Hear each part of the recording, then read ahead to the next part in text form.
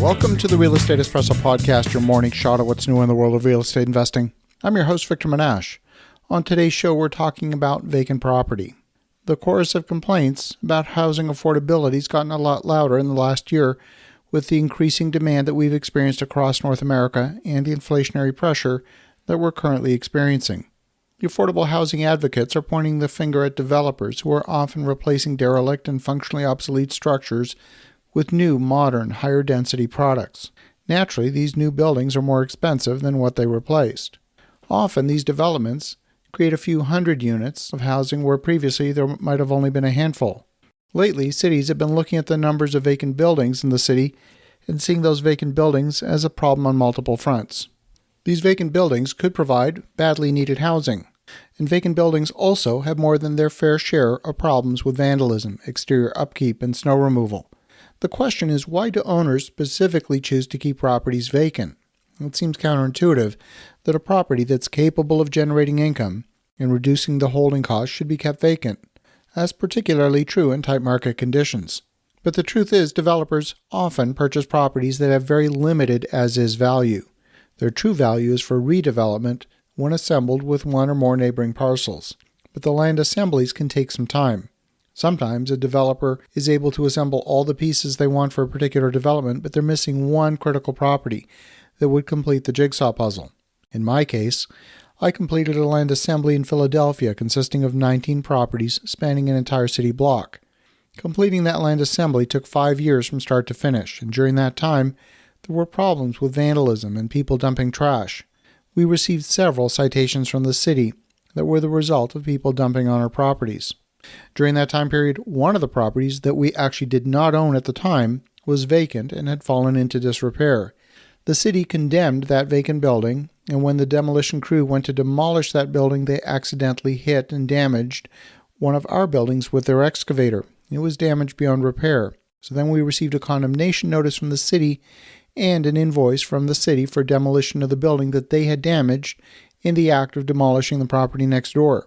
Needless to say, we were a little taken aback at the perceived lack of justice in that treatment. Now, some cities have proposed a vacant building tax to create a financial incentive for owners to keep their buildings occupied. Land assemblies are undertaken to bring a property to its highest and best use. Even a small incremental investment in a property prior to demolition makes no financial sense when the time horizon to development is too short to recoup that investment. Many jurisdictions have regulations that make it difficult to terminate a residential lease.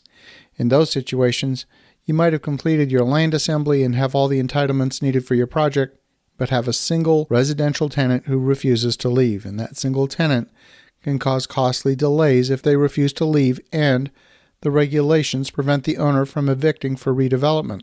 While commercial leasing is more flexible in terms of ending a tenancy, the cost and effort of finding a tenant and fitting out a property for only a limited period of time often doesn't make good business sense either. That contributes to longer-term vacancies in commercial properties, or at least the commercial portion of a mixed-use property.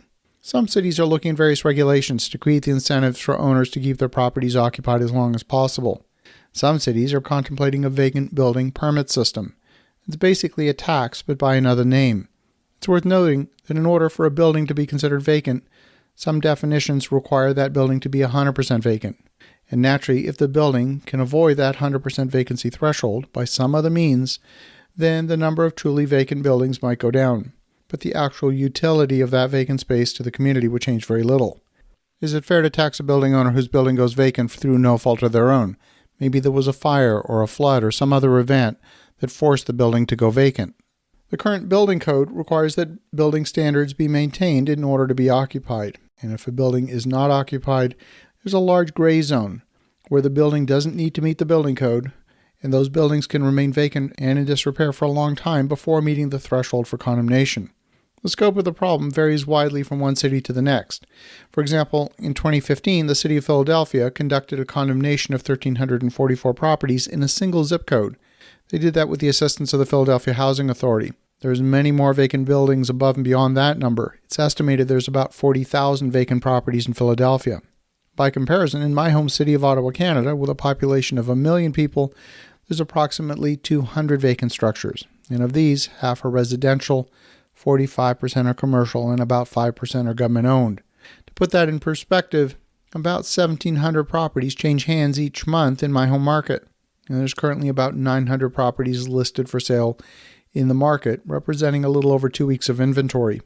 Even if all the vacant buildings disappeared, the overall contribution to the market supply would only be a few days' worth of inventory. The stakeholders complaining about vacant buildings argue for punitive fees to create an incentive for buildings to be occupied. And cities that are grappling with this issue are examining a wide range of fees and regulations that will become ultimately another hurdle for owners to jump over and affect the complexity of projects to achieve completion.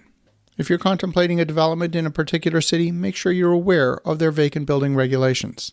As you think about that, have an awesome rest of your day. Go make some great things happen. We'll talk to you again tomorrow.